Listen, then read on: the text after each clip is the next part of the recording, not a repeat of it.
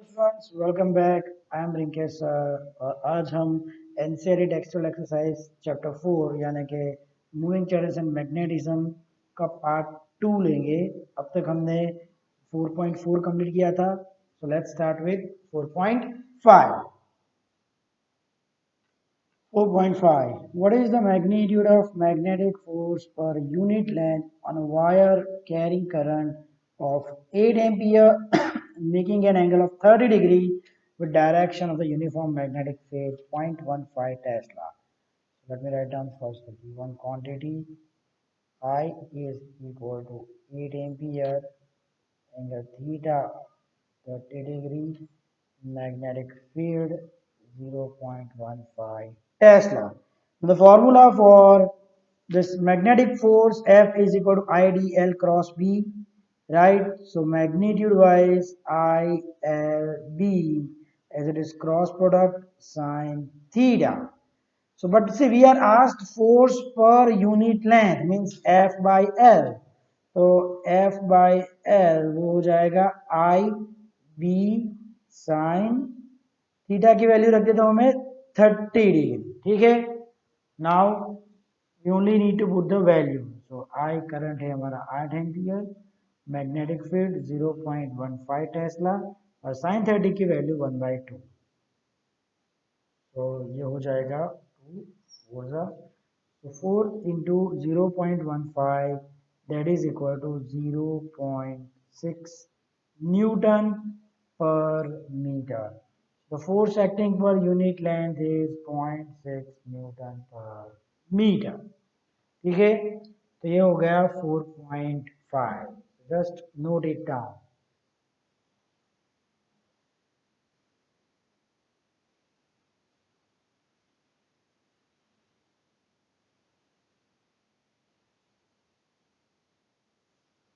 Now let's move to the next, that is 4.6. 3 centimeter wire carrying a current of 10 ampere is placed inside a solenoid perpendicular to the axis. मतलब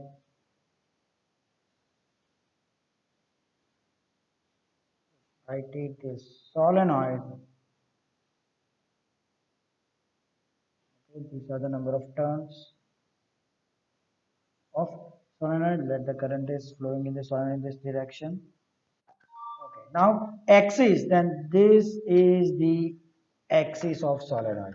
Now see 3 centimeter wire of current 10 ampere is placed inside the solenoid perpendicular to the axis. मतलब जो wire रखा है वो perpendicular है, जो axis है वो ये वाली है। ठीक है, तो दोनों हो गए एंगल 90 डिग्री। ठीक है, और इसमें करंट जा रहा है आई। एंगल क्या है? Theta equal to 90 degree between the axis and current. Okay, the magnetic field inside the solenoid is 0.27 Tesla. Okay, the given quantity I 10 ampere, length 3 centimeter means 0.03 meter और मैग्नेटिक फील्ड 0.27। अब solid में magnetic field की direction कौन सी होगी? उसके अंदर straight होगी, मतलब मैग्नेटिक फील्ड की डायरेक्शन ये वाली मैग्नेटिक फील्ड की होगी टुवर्ड्स द एक्सिस, और ये है करंट की डायरेक्शन, दोनों के बीच का एंगल 90। तो theta is equal to 90 degree. Question क्या है? मैग्नेटिक फोर्स, वही फॉर्मूला यूज करेंगे, I L B sine theta.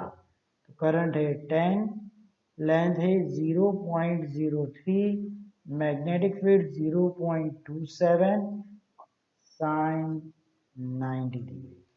ये हो जाएगा 10 into 0.3 into 0.27 into 1 means 0.081 Newton, और else 8.1 into 10 raised to minus 2 Newton.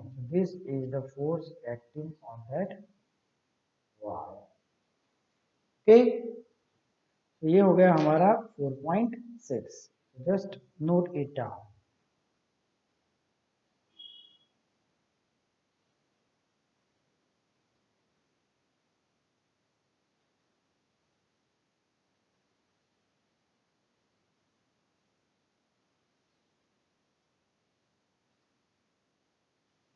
Let's move to the next question. 4.7. Two long and parallel straight wire A and B carrying currents of 8 ampere and 5 ampere in the same direction are separated by a distance of 4 centimeter. मतलब दो wire है,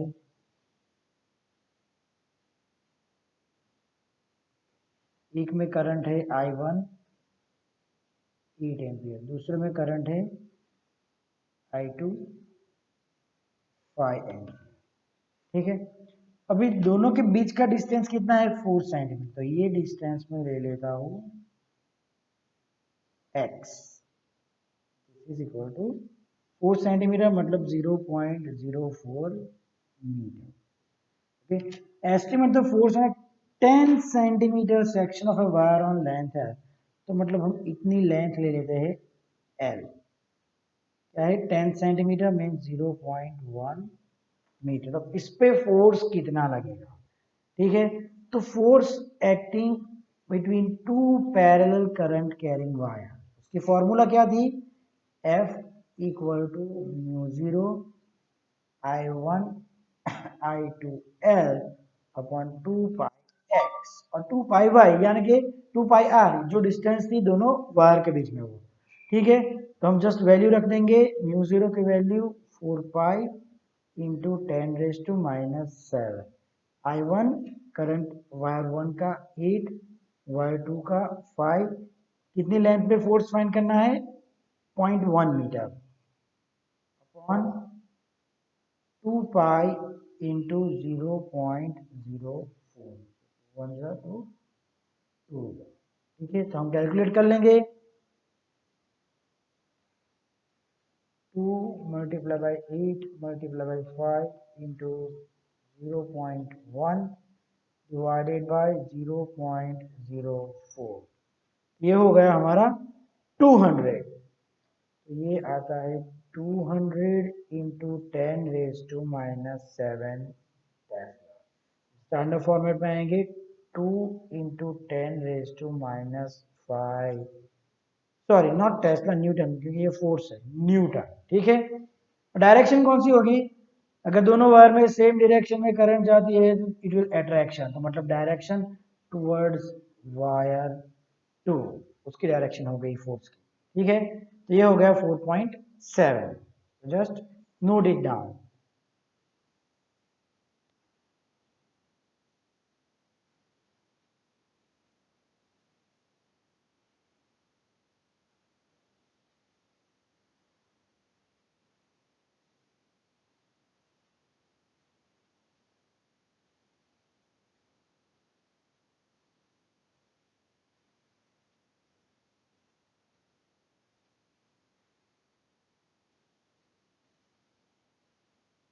Now let's move to the next question, that is 4.8.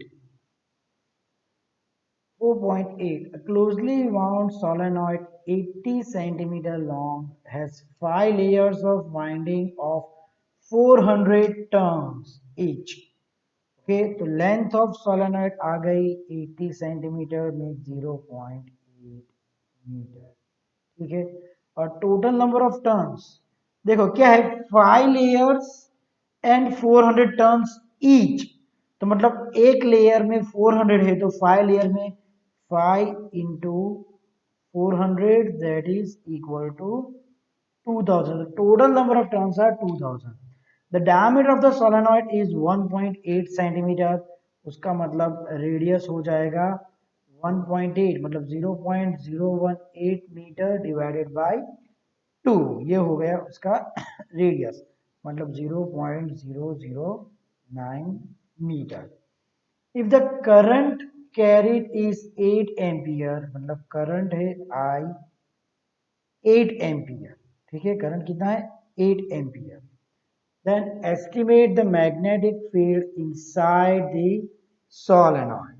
Okay, तो हमको find करनी है magnetic field.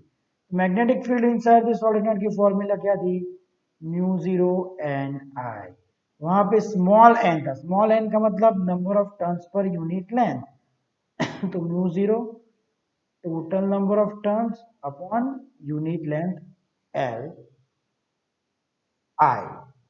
ठीक है, तो अब जस्ट हम वैल्यू रख देंगे, म्यू जीरो की value 4 pi into 10⁻⁷। Okay, N यहाँ पे एन बाई एल क्यों है, because small N is equal to total number of turns per unit length. N की वैल्यू है 2000, करंट की वैल्यू 8 ऑन लेंथ 0.8, ये हो जाएगा 10 तो ये हो जाएगा 4 इंटू 3.14,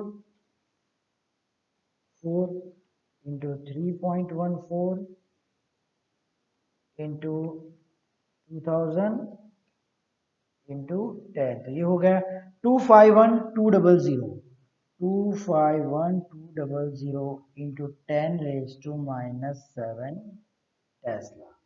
ओके, तो स्टैंडर्ड फॉर्मेट में आ जाएगा 2.51 इंटू 10 कितने पॉइंट शिफ्ट किए, 1 2 3 4 5, सो -7 + 5 -2 टेस्ला। तो मैग्नेटिक फील्ड कितनी होगी inside the solenoid, that is 2.51 into 10⁻⁻2 Tesla. Clear, ये हो गया हमारा 4.8, तो just note it down.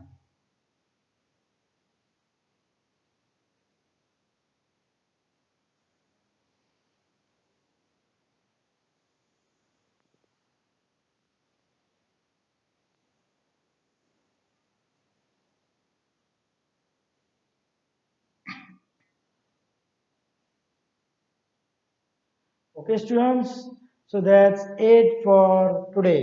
Thank you.